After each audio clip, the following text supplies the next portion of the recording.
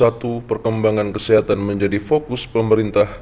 Hal ini dikarenakan kesehatan juga menjadi salah satu tolok ukur human development. Sebagai guru yang memperoleh amanah dalam pembinaan peserta didik untuk mewujudkan cita-cita dan masa depan yang gemilang, guru dituntut mengetahui faktor-faktor yang mempengaruhi perkembangan fisik peserta didik, antara lain. Jawabannya D. Keluarga, gizi, kesehatan, jenis kelamin, dan gangguan emosional. 2. Pola asuh otoriter dapat menghambat perkembangan psikomotorik anak. Saat orang tua menerapkan pola asuh otoriter atau terlalu memaksa, anak akan mengalami syok.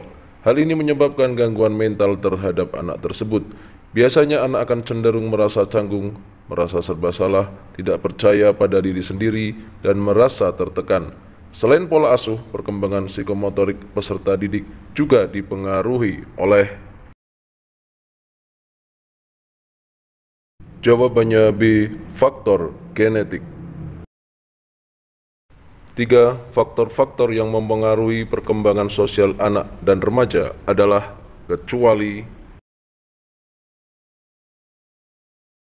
Jawabannya C. Keterampilan gerak. 4. Proses kognitif dapat diterangkan dengan pendekatan sistem pemrosesan informasi. Inti dari pendekatan pemrosesan informasi ini adalah proses memori dan proses berpikir. Menurut pendekatan ini, anak-anak secara bertahap mengembangkan kapasitasnya untuk memproses informasi, dan karenanya pula secara bertahap mereka bisa mendapatkan pengetahuan dan keahlian yang kompleks. Dari pendekatan pemrosesan informasi, kemampuan kognitif seorang diperoleh melalui. Jawabannya B. Persepsi, memori, dan atensi.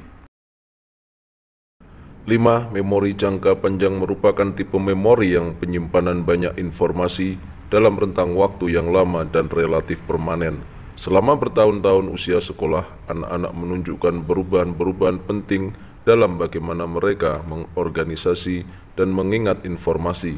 Selama masa awal kanak-kanak, memori jangka pendek mereka telah berkembang dengan baik. Namun setelah anak-anak usia 7 tahun, tidak terlihat adanya peningkatan yang berarti. Cara-cara mereka memproses informasi menunjukkan keterbatasan-keterbatasan dibandingkan dengan orang dewasa. Berbeda halnya dengan memori jangka panjang, terlihat adanya peningkatan seiring dengan penambahan usia selama masa usia sekolah. Hal ini dikarenakan. Jawabannya A. Memori jangka panjang sangat bergantung pada kegiatan belajar individu ketika mempelajari mengingat informasi. 6. Perkembangan kemampuan fisik berkaitan dengan keterampilan motorik yang berhubungan dengan anggota tubuh atau tindakan yang memerlukan. Jawabannya A. Koordinasi antara syaraf dan otak. 7. Selain perkembangan emosi dan sosial, terdapat perkembangan spiritual. Perkembangan spiritual dibagi menjadi 3 tingkatan, yaitu pertama, the fairy tale stage, tingkat dongeng, yang mana konsep ketuhanan dipengaruhi oleh fantasi dan emosi. Hurlock 2012 menambahkan bahwa disebut sebagai tahap dongeng karena anak menerima semua keyakinannya dengan unsur yang tidak nyata. Oleh karena itu, cerita-cerita agama dan kebesaran upacara agama sangat menarik anak-anak. Kedua, the realistic stage, tingkat kenyataan. Pada masa ini, anak mampu memahami konsep ketuhanan secara realistik dan konkret. Sedangkan yang ketiga, the individual stage, terjadi pada usia remaja di mana pada masa ini situasi jiwa mendukung untuk mampu berpikir abstrak dan kesensitifan emosinya. Pemahaman ketuhanan dapat ditekankan pada makna dan keberadaan Tuhan bagi kehidupan manusia. Masa the realistic stage terjadi pada usia. Jawabannya B. 7 sampai 12 tahun. 8. Tahap perkembangan spiritual usia remaja ditandai dengan kesadaran terhadap simbolisme dan memiliki lebih dari satu cara untuk mengetahui kebenaran. Sistem kepercayaan remaja mencerminkan pola kepercayaan masyarakat pada umumnya. Namun kesadaran kritisnya sesuai dengan tahap operasional formal sehingga menjadikan remaja melakukan kritis atas ajaran-ajaran yang diberikan oleh lembaga keagamaan resmi kepadanya. Pada tahap ini remaja juga mulai mencapai pengalaman bersatu dengan transenden melalui simbol dan upacara keagamaan yang menurutnya sakral. Simbol-simbol identik ke dalam arti itu sendiri pribadi lain yang berperan penting dalam kehidupan mereka. Tahap ini juga disebut dengan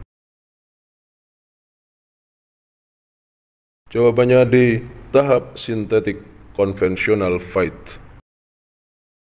9. Perkembangan kemampuan fisik pada anak kecil ditandai dengan mulai mampu melakukan bermacam-macam gerakan dasar yang semakin baik, yaitu gerakan-gerakan berjalan, berlari, melompat dan meloncat, bercingkrak, melempar, menangkap yang berhubungan dengan kekuatan yang lebih besar sebagai akibat dari pertumbuhan jaringan.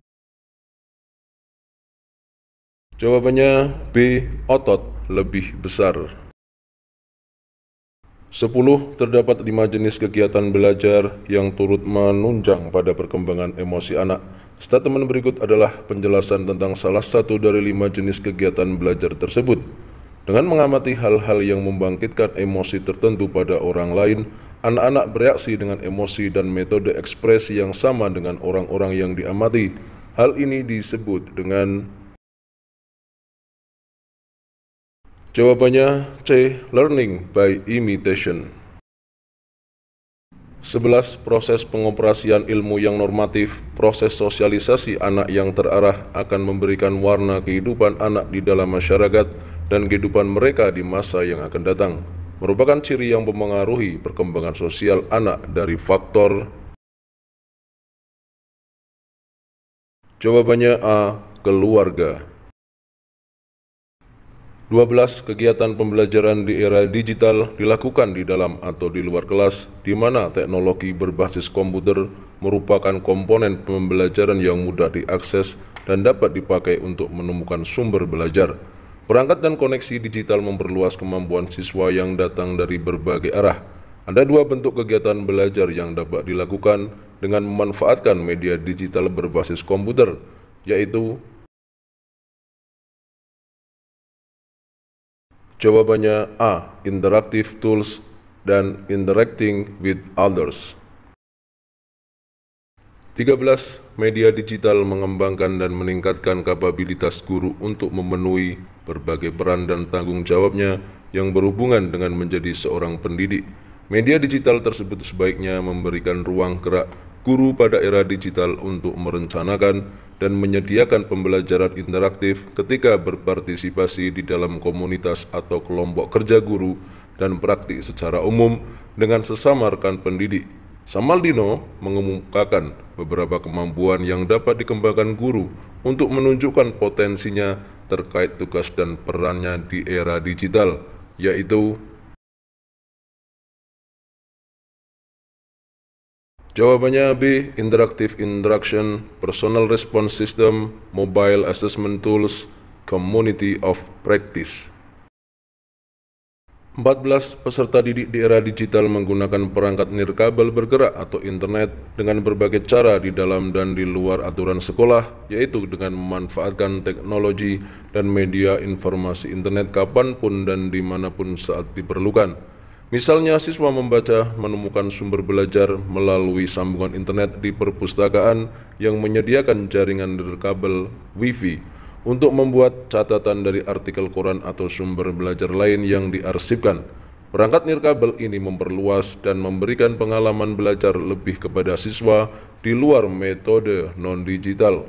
Paragraf tersebut merupakan pengertian dari jawabannya di interactive tools. 15. Walkito menyatakan bahwa persepsi terjadi melalui tahap-tahap berikut. Tahap pertama merupakan tahap yang dikenal dengan nama proses kealaman atau proses fisik. Merupakan proses ditangkapnya suatu stimulus oleh alat panca indera manusia. Tahap kedua merupakan tahap yang dikenal dengan proses fisiologis.